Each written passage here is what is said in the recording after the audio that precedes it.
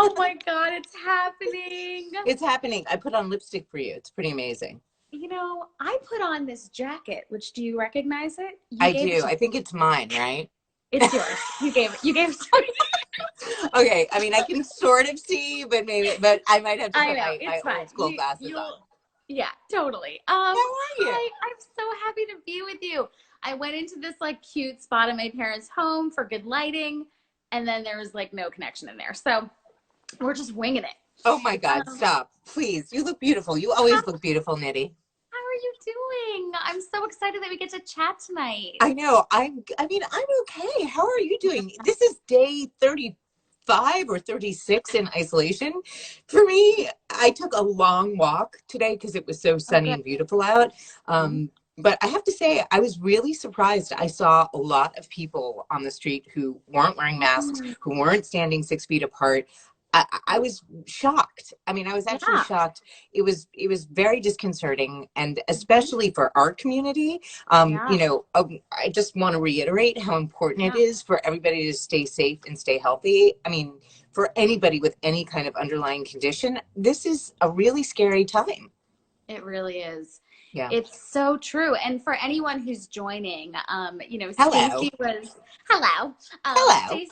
Stacy was our keynote interview for Chronicon. She also Yes. happens to be family to me, soul sister, and we both have psoriasis and psoriatic arthritis. Woo, Um, woo.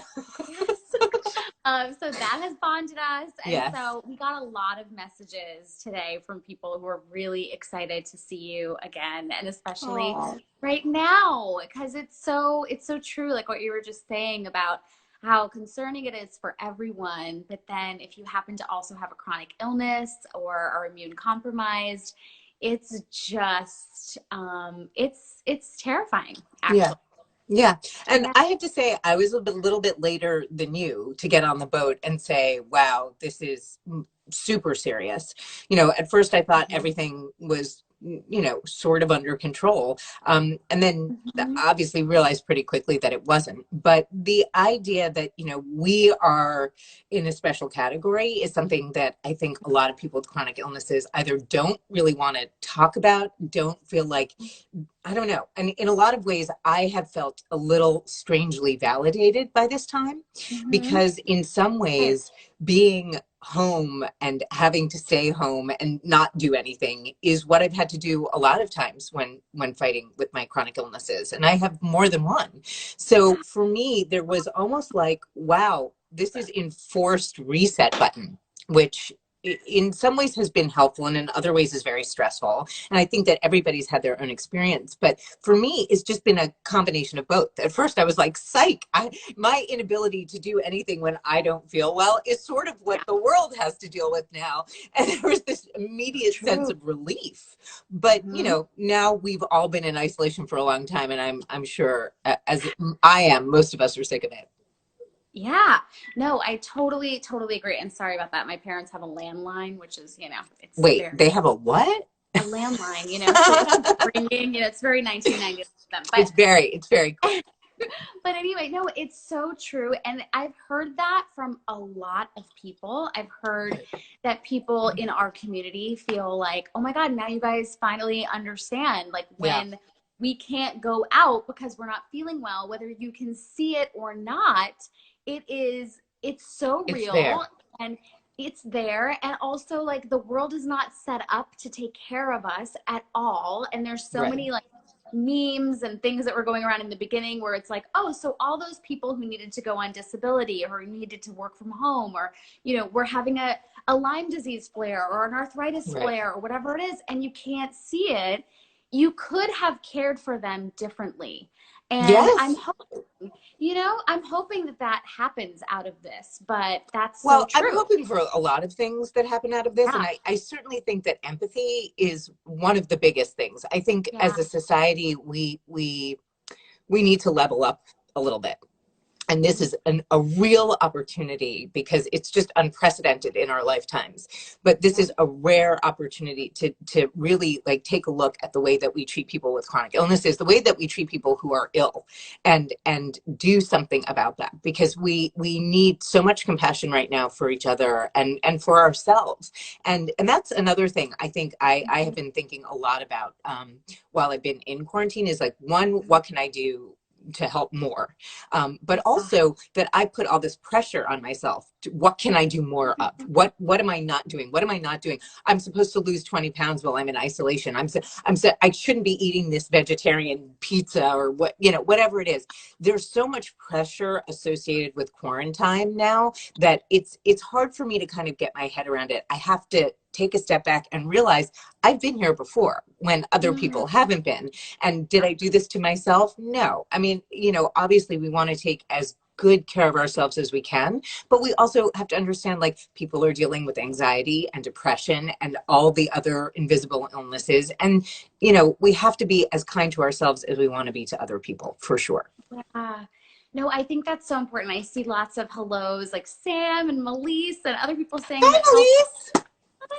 and other people saying that you know, healthcare should be a right for everyone and not just a privilege, which I think is woven into what we're talking about for sure. 1,000%. Yeah, and I think I'm so glad you brought up the productivity thing because, Yeah.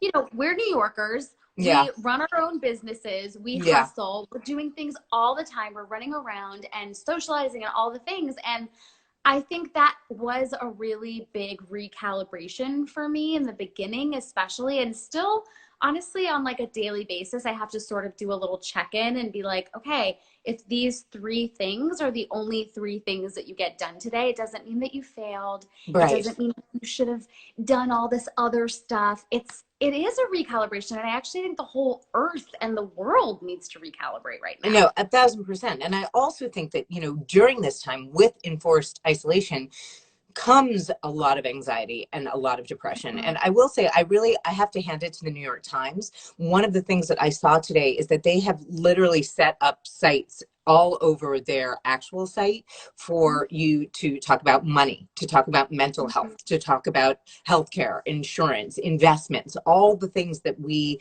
think about. I mean, and certainly as somebody who's chronically ill, we think about a lot more maybe than other people, but they have Yeah. really gone out of their way to address things like anxiety and depression, which I think even a lot of us who have chronic illnesses have that as like a comorbidity. You and I have talked about that before. When you have illnesses that people can't see, not only do you get tired of telling people, I mean, that's just frustrating, but the fact is they can be really debilitating, and it is very depressing, and it can make you feel so isolated and so sad and so lonely. And Yeah. now I think for the first time, people are experiencing that on a mass level. I mean, you know, if this had happened at some other point in history, well, it has happened at other points in history, but I mean, in recent history, you know, the last 10 years have been completely revolutionized by digital. And if we didn't have that, think about the fact that we couldn't communicate, we couldn't have these conversations, we wouldn't be able to go to like Saturday Night Seder, which Ben Pasek did, which is like so full of joy and so wonderful. I was in tears listening to Ben Platt sing Over the Rainbow.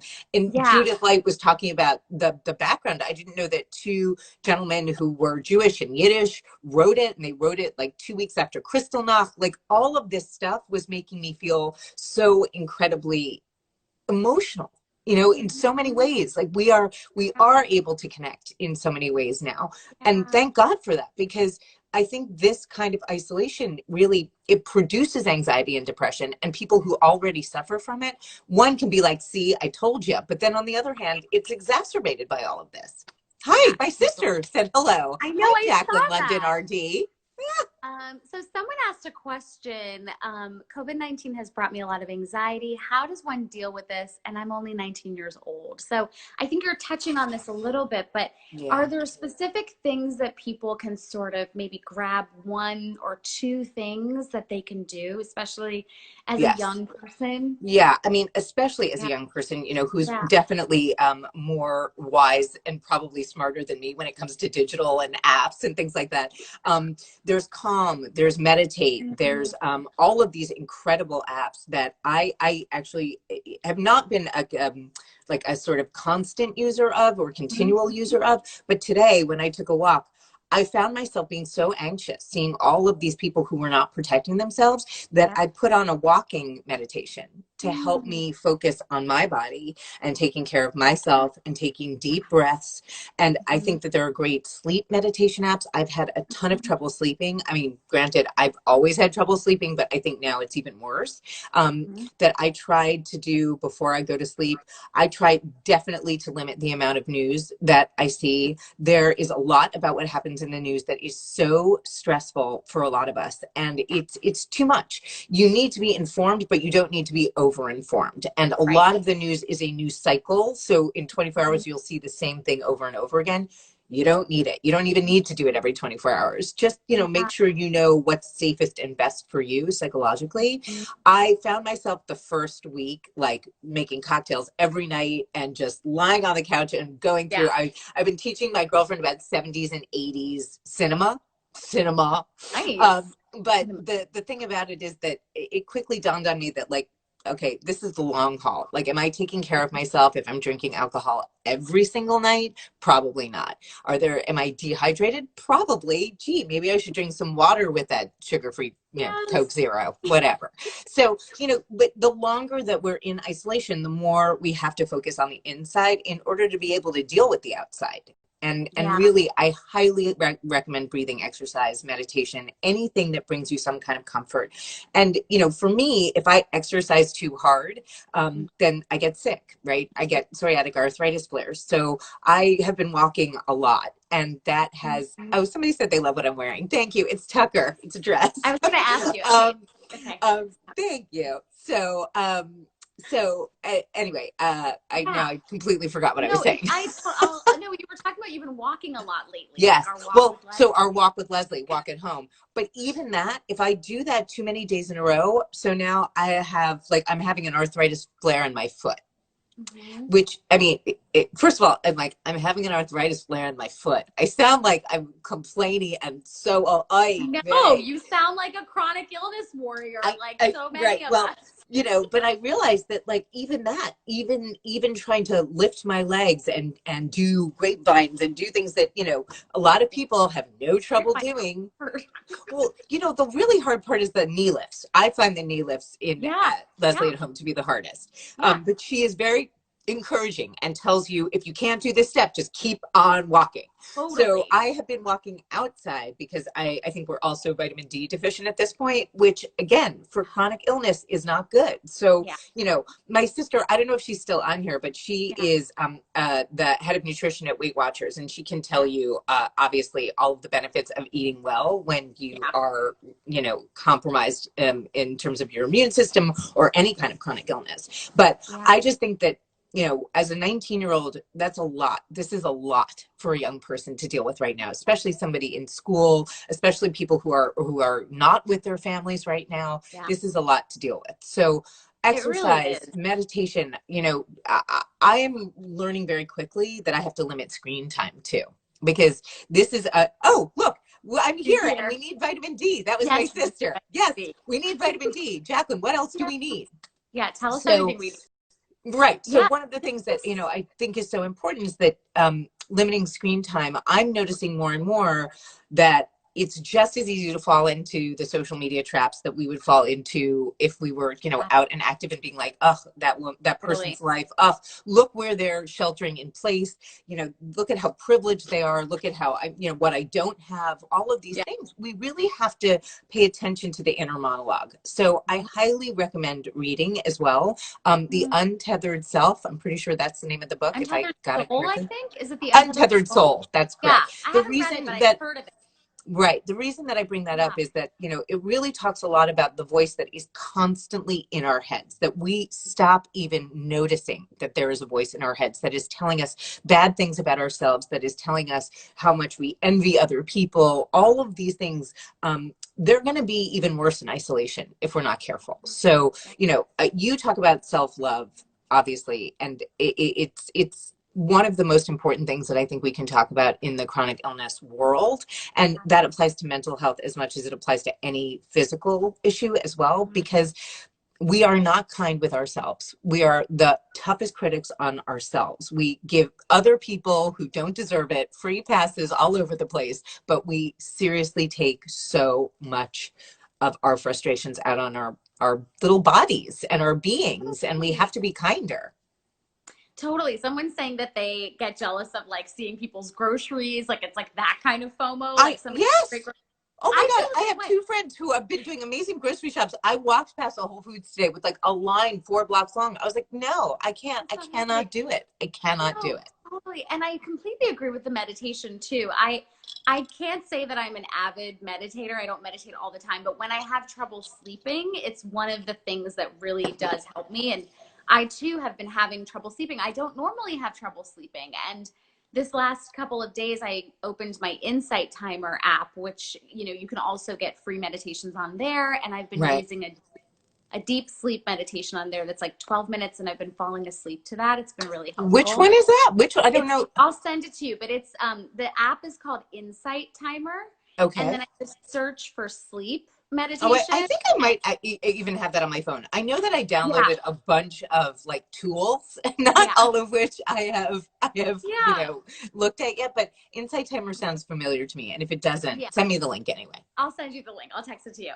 And So now a one, lot of these yeah, apps are offering free ones instead of you having to pay $70 a year or whatever it is totally, for these like whatever they're programs called, and things like that. Yep, subscriptions. Yeah, yep, took me a yep. second to figure it out. Oh, see, somebody's saying two 10 milligrams of melatonin out in 15. If melatonin worked on me, I would be the Oh, happiest person alive. Melatonin it does doesn't nothing for work on me. me either. No. Maybe it's a psoriatic arthritis thing. I don't know. Yeah, maybe we Maybe. are absolutely, immune to certain things. I Yeah, mean, I there are don't know. It's certain antibiotics I can't take that don't help mhm. me. There's a Yeah. there's a lot of weird stuff. I mean, I have eyelashes that are coming out of my tear ducts. I'm a weird duck. Well, actually, speaking of eyelashes, that is one thing that I want to touch on with you specifically. I've been wanting to Okay. have a conversation with someone Right. about the glam inside of quarantine. And I know that this might sound like a frivolous, silly thing, but you know that beauty and fashion are not silly or frivolous. No, I mean, especially at a time like this. Like, I Mhm. have been doing these Instagram lives on Mondays and Yes, Wednesdays to answer love people's them. questions about fashion and style and spring cleaning or whatever people want to talk about. And I've been calling it Fashion Happy Hour or Happy Fashion Hour or whatever. Yeah, But I swear to you, I think I should change it to Fashion and Feelings, because it really is so much about like what we're doing to care for ourselves during this time. I mean, this is the first time I put on lipstick, and to be fair, it was like, to me, I wanted to see you and your followers and feel good. And that's why I put on a dress with a right. bright print. But, there are days where I have been like a slug and I haven't gotten out of my pajamas. But when I do those fashion things, I always wear something, at least from the top up, to Yeah, give same people here. inspiration. You know what I mean? I think it's Yeah. important. Or And just what I'm feelings and hearing is that feelings. like Yeah. it's But, yeah, I do exactly. talk about Yeah. clothing. So Feelings fashion and feelings seems stronger feelings to with me. the side of feelings. No, Right. and the thing that I'm hearing from you too is that you said you wanted to put on the dress and the lipstick because Yeah. you wanted to feel good. And I completely agree. I feel like if I didn't put on any lipstick and I didn't wear I'm wearing like my workout clothes underneath this jacket. If I didn't put But that it's a on cool or whatever, jacket. you would it's a great jacket. I've had this for like however many years it's been that you gave it to me. I know. And and it's if I didn't do that, you would not have cared. None of the people watching would have cared. They would have No. loved the content regardless, right? It's really about me. And I noticed in the beginning of quarantine, I started to kind of be embarrassed just inside my own mind of like, what's wrong with you? Okay, so you have like way more gray hair. Not everybody's a Well, gray hair hello. icon. You're an icon with your gray hair. It's not the same thing, okay? So like not like I was stressed. Like I haven't been able to get my color. My grays aren't covering as much. My skin is flaring up a little bit because my food is a little different now. Like just Right. things like that. And I felt really internally, I was like, what's wrong with you? There's so many people out there who are dying and suffering. And Okay, but you so, can't right? frame anything in that way, right? I Yeah. mean, So can you help us with obviously, that? yes, all of that. I mean, you cannot frame your own feelings in comparison with somebody else's. That's not how feelings work, first of all. And just because people are dying and we are, there's been so much mismanagement when it comes to this pandemic. Don't even get me started, because I don't want to politicize it, but what I do think is more important is that, we all have to do whatever we can for ourselves right now. That includes nutrition, exercise, meditation, putting on some damn lipstick. And I tell you, the first businesses that really should open, like before anything else, are hair salons, nail salons, dog groomers, I think are very important, and probably dermatologists, because everybody knows, like, a shot of Botox won't kill you. You know what I'm saying? That's how I'm feeling. Yes. Those are the businesses I think are going to get right back on the horse. But in the meantime, we do, again, have to be gentle with ourselves. Like, we're just going to have to take a breath. That's what this is all about. And frankly, we have already known this. Our community already knows that we have to be slower than most other people. We really do. Yeah. Yeah, and I just wanted to bring it up because I know a lot of people are dealing with that too, and sort of struggling with, like, is this important? Is it okay that I care about it? And I think the more that we think about, this is just, it's It's also my sense okay. of Of course, security. it's okay, like everything else. Yeah, Like everything else, yeah, I think we question ourselves all the time. We all suffer from insecurity in one form or another. And I think to say, again, you're placing judgment on your feelings rather than just feeling your feelings, which is a double fold disaster, right? It's already bad enough if you don't feel happy, if you don't feel content, if you feel sad or isolated or frustrated or angry. It's enough to feel those emotions in and of themselves, but then to layer on top of that, I mean, mm-hmm. it's really, that can cause illness just as much as anything else. Mm-hmm. Totally. I think that's so important. And I think when I kind of sat with myself, which I make a practice of doing when I am feeling things that I don't really understand, I was able to hear, girl, you're used to a regimen, you're used to a routine, you're used to caring for yourself in a way that makes you feel healthy and like you're loving yourself. It's okay that that has all been stripped away and it's uncomfortable Well, right now. You know? particularly for people, I think, with chronic illnesses who have a Yeah. tendency, I'm not one of them, but a lot of people with chronic illnesses have a tendency to have a set schedule in order to manage their symptoms. To have that completely ripped away from you, to not have the foods you're used to eating, to not have, the kind of sense of day and night that you're used to having. I mean, all of these things have been, real spanner in the works for people. And I know that there are a lot of people who are saying out there, look, stick to a schedule, like keep yourself on track. Okay, day 36, I'm sorry, there's no schedule for me to speak of. Like, I knew I had to get on the phone for this, right? Yeah. That was that was my big thing. Same. That's my big thing in a Yeah. month. So, I think it is really important, obviously, that we have to cut ourselves a ton of slack. And people are Yeah. saying, yes, routine is key for wellness. It is. But in this Yeah. situation, there are a lot of people who have not been able to maintain their routine.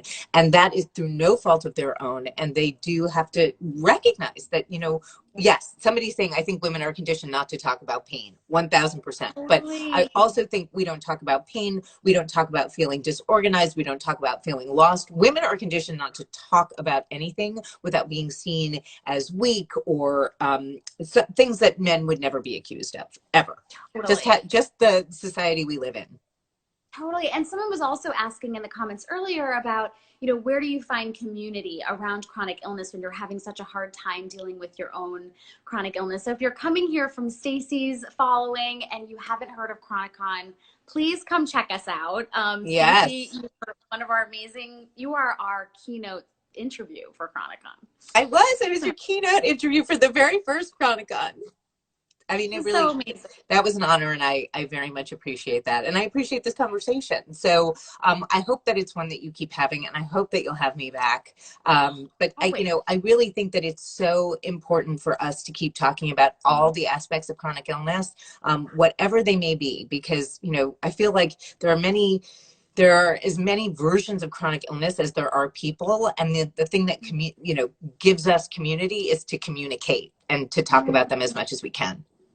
Totally. And I think something that has been really kind of almost empowering around this situation that's happening right now is that people are seeing that there are so many people out there that they didn't realize that had a chronic illness. Even though you and I have talked about our chronic conditions so many Sure. times on stages, in podcasts, and all the things, people still didn't really connect the dots of what Right. that really means. You Sure. know, so I think that's an incredible thing that that's coming to light. And I hope that that makes a difference in society overall. Me too. I mean, look, we've got a long road ahead of us. And I think Yeah. that the more community building we do, the better, even if it's virtual. We're going to need each other going forward. It is going to be very, very hard to go this alone. Even if you are somebody who has managed your chronic illness by yourself, even if you're somebody who thinks that you don't need community, this Yeah. is an unprecedented circumstance. And, you know, I think that we should look for anchors wherever we can find them. And hi, James. He just joined our conversation, a friend. But I think that it is really important that we talk about this stuff. The more we keep things inside, the more we keep things in the dark, the more painful they are, right? If we shine a light on all of this stuff, if we talk about it, it loses its power. Yeah. Yeah. So what we're trying to do with the Chroniconvo series and having you on here and continuing the content virtually is just to create that connection, that even though we can't be together in person right now, that there's so Right. many other ways that we can connect. So Yes. thank you so much, Stacy. I know you have another speaking gig to get to Yes, tonight.